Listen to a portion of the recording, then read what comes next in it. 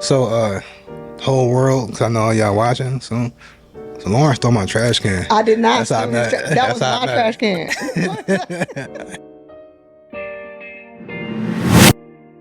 Welcome back to After the Cut podcast. I got my guest here, Lauren the Legend. What up? How you doing? I'm good. How are you? I'm doing well. Bad. So before we dive into the interview, we gonna talk about the situation I had when I first met you. I came to the shop on Furious Styles, right? Hawk was the owner. Yeah. So I had to bring my stuff in. We had our towels in the black trash can or the trash, right? Yeah.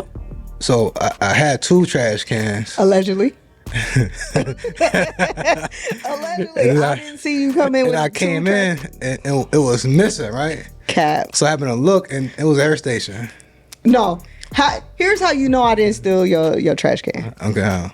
When you opened the trash can, it already had Sanex strips and stuff. I had been using it for the day. Yeah, it was already damn near full. I got there after you. Yeah. I know. But I'm saying it was already empty. It was empty when I left. It was empty when I stood up. It was empty. It was my trash can. Why would I not have my own trash can prior to you coming? I don't know. The fact that you think I'm that unprofessional is crazy. Oh, you gonna do that? Yes.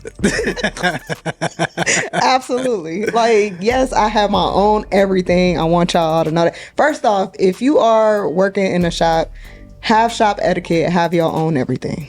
That is number one. Like, don't be asking nobody for their neck strips if you run out of some razors, like, that happens. I get that. But it shouldn't be an everyday thing. However, that's true. There's no way that you should not have your own trash can, i.e., I have my own trash can. All right, so let's get into it, right? Mm-hmm. So when I first met you just came from LA, right?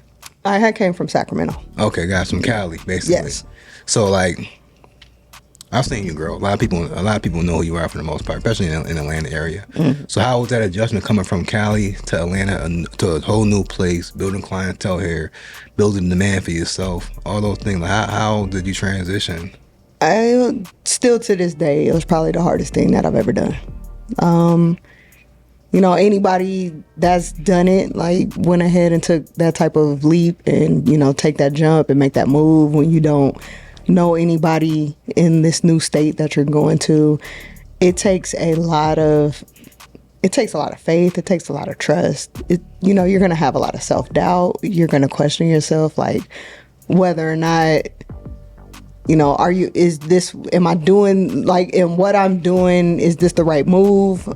Is this for me? Did I make the right decision? Should I just go back? Like, you're going to make all those questions. But if you stick to it, you'll prevail. I wouldn't know Hawk. We wouldn't have been able to experience a lot of, first time growths. Like, you moving into that shop literally right after I had only been there maybe like a month or something like that. Yeah. So it's like you're one of my oldest friends and you're one of the first persons that I met to, being there. So it was worth it.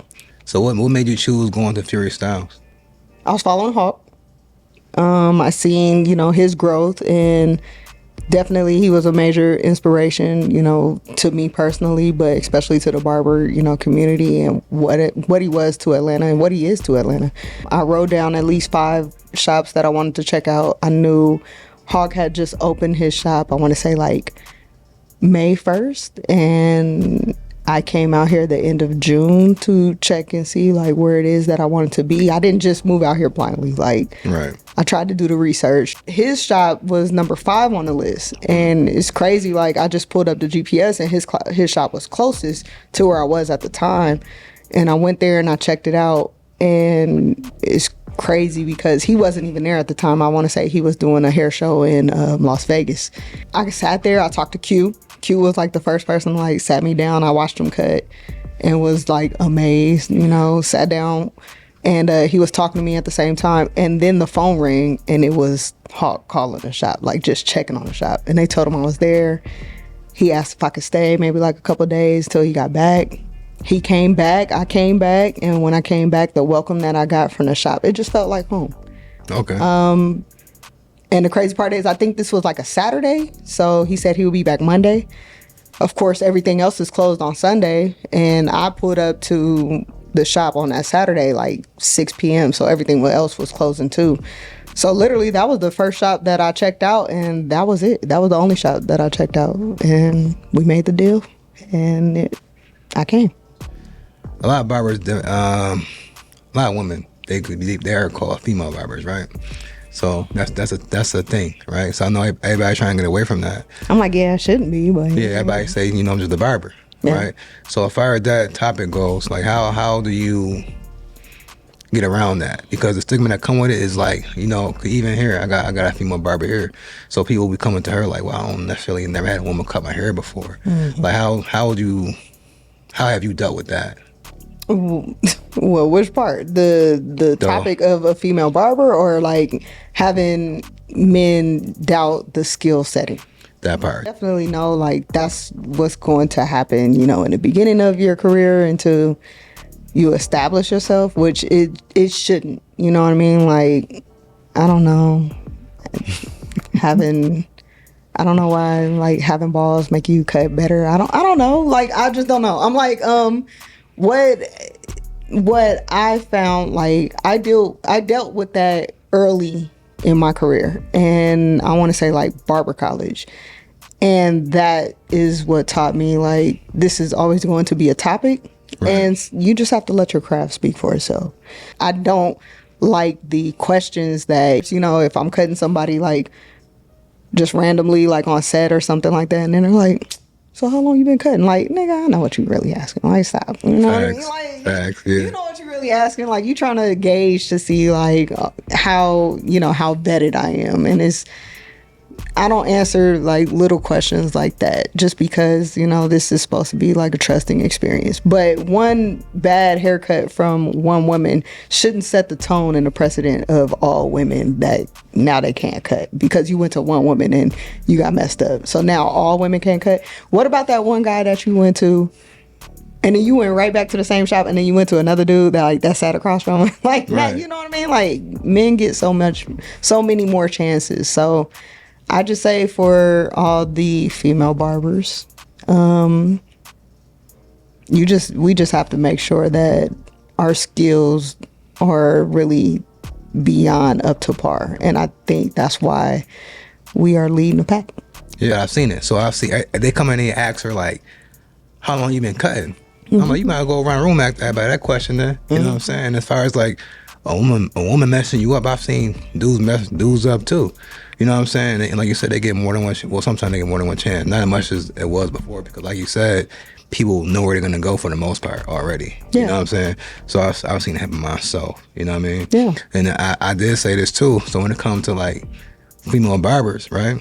I'm saying it. I hate the topic, but we on it. But like what I'm saying is like that title. I know that a lot of women take their time to get everything right because of that reason. Because like, yo, I gotta prove to you in a sense that I know what I'm doing. Mm-hmm. So I've seen a lot of haircuts by them, they really polished. You know what I'm saying? So I'm like, yo, that's the thing that come with it, and you can learn a lot from that. Because honestly, people ask me all the time like, yo, you real good with beards. I got that from Lauren. They're like, what?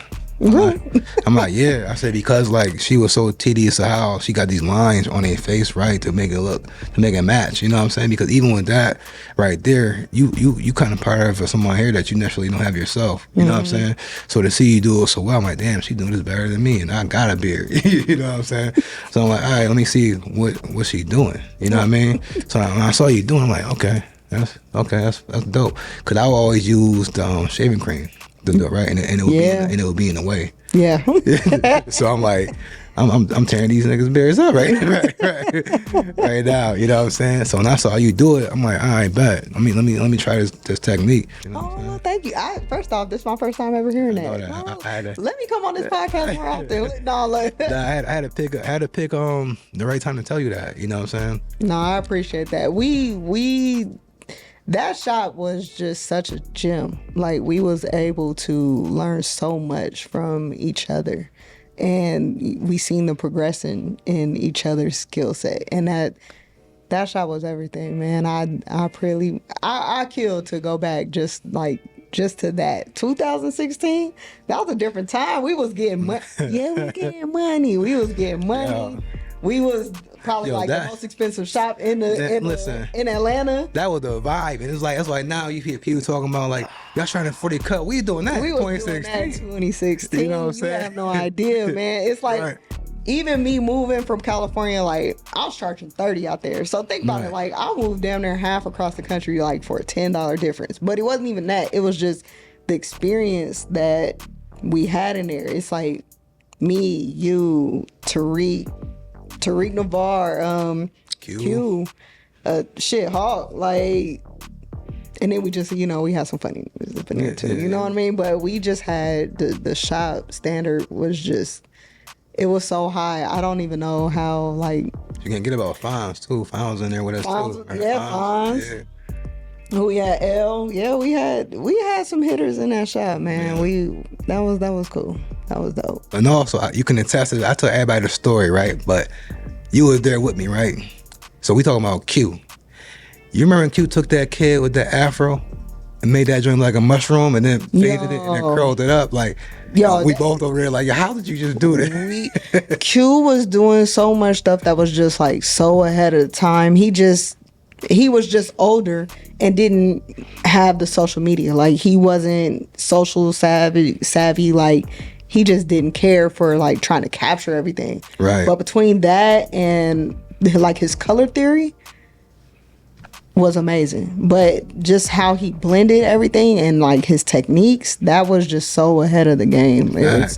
Yeah, I learned a lot from Q because like I remember when I was doing some cut and Q says to me, he says, I see you. I said, I see you. I gotta cut better because what's across from me. Yeah. Like I'm watching you do these blends and I thought I could fade pretty good. You know what I mean? Yeah. Like I said, oh, so that's different. Let me let them know, man. Like when Randy came and I was like, oh, okay, cool. Cause he's sitting next to me and I'm like, all right, when you get your new barber buddy, like your person sitting next to you, that's going to be like your new bestie. That's like your bunkie. You know what I mean? Like that's your person. Like, cool. So I'm like, all right, he already starting this shit with me about this trash can. That was my trash can. But I'm gonna let it slide. I seen him cut and I was like, yo, I gotta step it up. Like this is a different bar. This is a different caliber. And like I was like, I don't know what I'm gonna do. And the crazy part is like we checking each other out. He used to cut like with like his back turned. Like so you can't see what he doing. I was like, man, whatever. So then he like watched me cut and then he was like, oh. So then he like opened up like, oh, I guess I can cut. So now we can share each other's techniques because we had something to like bounce off each other, which I 1000% understand that. So but another story I'm gonna touch on right quick because it just takes me back to like you trying to hide the cut. So on that list of 5 shops, one of them was the Barber Doll House. And Brandy. It was Brandy. Yeah. So I didn't call her, and I don't know why. I don't know what made me think like, oh, I'm gonna just pop up on her, show some like sister love and shit. Like, no, it wasn't none of that. So I pop up and she's looking like, the fuck? Right. Who is this? Right. Who are you? And I'm like, because we had a mutual friend in common, like, and I was really good with that friend. That friend was telling me she was really good with her. So I was like, okay, cool. She was like, just slide up on her. Like, don't worry about it. I'm like, all right. So I slide up on her and she got a client. And so we all walk in together. And I was like, yeah, I just wanted to talk. I'm moving out here, whatever case, blah, blah, blah. And she's like, okay, she's not saying too much, but she's doing her cuts and she's like keeping the chair like turned, like she ain't showing me her cuts either. And I was like, no, like I get it, because people will come and they'll try to like pick up the technique without really even establishing like any type of connection or even telling you that, you know what I mean? Like, how that goes. Yeah. Like, oh, I just want to pick your brain. Like, nah, this ain't that. So I get that. But she was like, let me pull up your Instagram. So I pulled it up and she was like, oh, okay. So now she's like cutting freely. I was like, that's funny, but it's the biggest compliment ever. Like once they see like, oh, okay, cool. Like, oh, your skills is up to par. Like, yeah, we can bounce off each other. And so I love that.